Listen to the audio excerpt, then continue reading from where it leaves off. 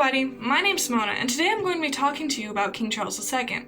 Dubbed the Merry Monarch, the jovial king was born on May 29, 1630, and died 54 years later on February 6, 1685. He had been the king of Ireland, Scotland, and England.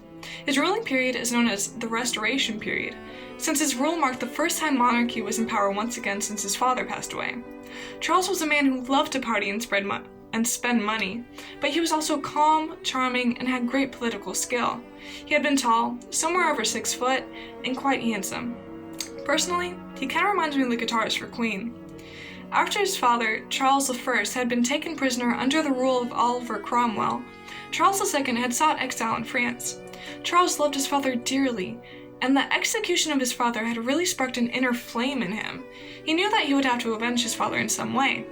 Shortly after his father's death, Charles II had been proclaimed as King of Edinburgh, but then he was defeated in 1650 by the same man who defeated his father.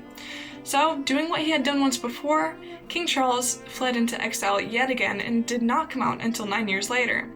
Charles, being the drama queen he is, went back to England out of determination to regain the English crown, but planned his visit for his 30th birthday.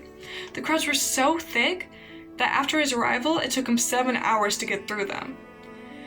Charles was a king who loved fun and entertainment. While Cromwell banned theaters, pubs, brothels, dancing, and even Christmas, King Charles brought it all back for the public.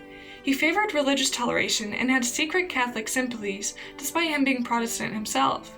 He knew that with him as king, he could not repeat some of the past mistakes that his father had made. But despite his reign looking so promising, he had faced many large speed bumps during his reign. There had been the beginning of the Dutch War, the Great Plague that hit London, and the Great Fire of London also broke out, as well as constant political and religious unrest. As always, these events had destroyed the city, so Charles II was in charge of rebuilding it all, physically, theologically, and socially. Having Charles II succeed Oliver Cromwell was a sigh of relief for the public. People were practically yearning for a monarch to replace the constricting Lord Protectors. Charles allowed the Parliament to have much more power compared to how his father had abandoned Parliament, but he still left some leg room for himself in case he ever needed to disband them. In an effort to win the Dutch War, Charles signed a treaty with France. He agreed to show support to the French against the Dutch, and the treaty showed that he agreed to convert to Catholicism, which he secretly did not mind since he always wanted to be Catholic. In fact, he even converted to Catholicism on his deathbed since his one life wish was to die a Catholic. But he tried to keep the treaty on the down low. But word got out. And when it got out, it was not pretty. There was widespread outrage, and he angered Parliament due to this in 1681. As a result, he then banned Parliament for the last few years of his life prior to his death in 85. This banning of Parliament demonstrated that he was an absolutist ruler, since he wanted to do everything on his own accord, not the government's. He did not want a parent looking over his shoulder, he wanted full control. And if he wanted to convert to Catholicism in a treaty, with no Parliament, he fully could without anyone stopping him. Perhaps his father gave him this idea, since his father also banned Parliament during his rule, but Charles II had been seen to be much more of a tolerable tyrant in comparison to his father. Speaking of his father, the only thing that seemed to fuel Charles' friendly heart was the idea of vengeance. So when he got the chance, he ordered to have Oliver Cromwell's corpse to be taken out of his grave, hung like a criminal, and then had his head spiked on the roof of Westminster Hall. And get this, it stayed there for the next 30 years.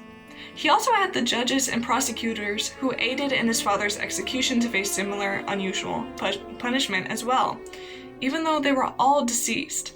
While it was a form of revenge, it was also a ploy to demonstrate the power that Charles held. But anyway, King Charles was not a devout husband either. He had an arranged marriage to Catherine of Braganza in 1662. While he never had any children with her, he did have 12 illegitimate children with his mistresses. He had been a ladies' man, and many criticized that he would have made a better ruler if he had not let the life of adultery rule him. To conclude, King Charles II was the ruler who brought back the restoration of the monarchy during his reign over England, Scotland, and Ireland. He was the life of the party, and he encouraged others to have a good time as well.